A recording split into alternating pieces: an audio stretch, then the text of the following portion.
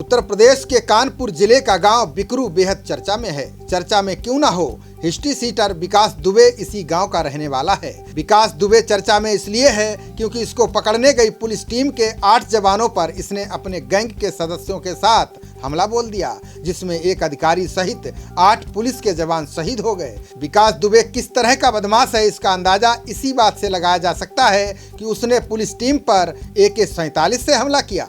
शहीद सिपाहियों के अलावा कई अन्य सिपाहियों की हालत भी गंभीर बताई जा रही है, जिनका इलाज चल रहा है। साथ ही कई पुलिसकर्मी लापता भी बताए जा रहे हैं। हालांकि इसकी आधिकारिक तौर पर पुष्टि नहीं हुई है। इस वीडियो में हम आपको विकास दुबे का पूरा इतिहास बताएंगे, जिसमें जराइम की दुनिया में आने और हिस्ट्री सीटर बनने तक की पूरी जानकारी होगी। साथ ही कानपुर के अलावा कितने अन्य जनपदों में इसकी तूती बोलती थी, इसकी भी जानकारी देंगे। हिस्ट्री सीटर विकास दुबे का लंबा आपराधिक इतिहास है। भारतीय राजनीति में अपराधियों और नेताओं का गठजोड़ कोई नई बात नहीं है। विकास दुबे 90 के दशक में इलाके का एक छोटा मोटा बदमाश हुआ करता था। कानपुर क्षेत्र के आसपास कोई भी छोटी मोटी वारदात या मारपीट होती थी तो पुलिस विकास को पकड़ कर ले जाती थी। विकास दुबे को सत्ता का संरक्षण मिला। उसे छुड़वाने के लिए स्थानीय रसूखदार नेता, विधायक और सांसदों तक के फोन आने लगते थे। विकास दुबे को छुड़वाने के लिए नेताओं के फोन ऐसे ही नहीं आते थे। कानपुर के जिस इलाके में विकास दुबे का रिश्ता था, वहाँ 90 के दशक में जमीनों के दाम बढ़ने लगे। नेताओं को ऐसे लोगों की जरूरत होती है जो कब्जा कराने से लेकर लोगों को डरा धमका सके। विकास दुबे जमीन के इस खेल का मोहरा बन गया। पहले नेताओं के लिए काम करने वाले विकास को लगा कि वो खुद इस खेल का खिलाड़ी क्यों ना बन जाए। विकास की नज़र इलाके में बढ़ती जमीन की कीमतों और वसूली पर आ गई।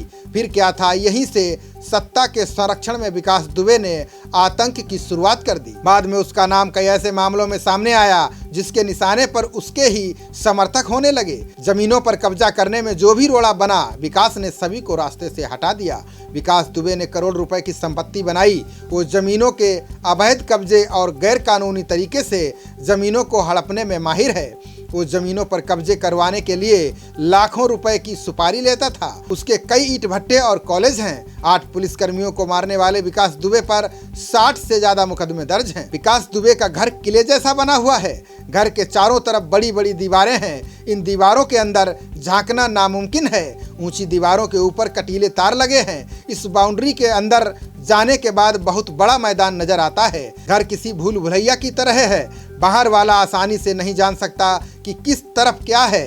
विकास दुबे इतना दबंग रहा है कि उसे किसी कानून का डर नहीं है। वो किसी फिल्मी खलनायक से कम नहीं है। 2001 में विकास ने थाने के अंदर घुसकर बीजेपी के दर्जा प्राप्त राज्य मंत्री संतोष शुक्ला की जान ले ली थी।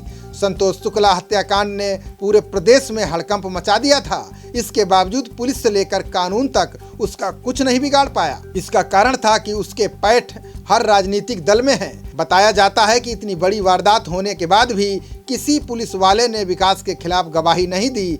कोई साक्ष्य कोर्ट में नहीं दिया गया, जिसके बाद अदालत ने उसे छोड़ दिया। राज्य मंत्री की जान लेने के अलावा विकास पर कई संगीन अपराधों में शामिल होने का आरोप है।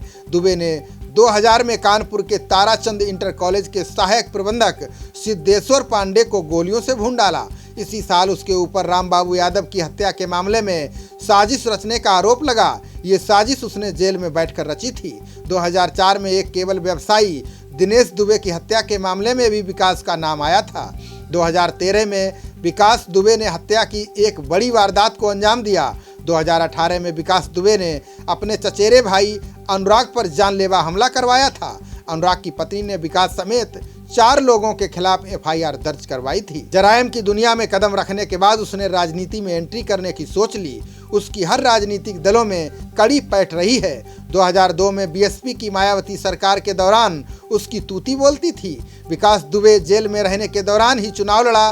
विकास शिवराजपुर से प्रधान और नगर पंचायत का चुनाव जीत गया। रसूख का अंदाजा इसी बात से लगाया जा सकता है कि उसके घर के लोग 3 गांव के प्रधान बन चुके हैं। अब उत्तर प्रदेश सरकार के लिए उसकी गिरफ्तारी बड़ी चुनौती है। इस वारदात के बाद उत्तर प्रदेश में भी राजनीति तेज हो गई है।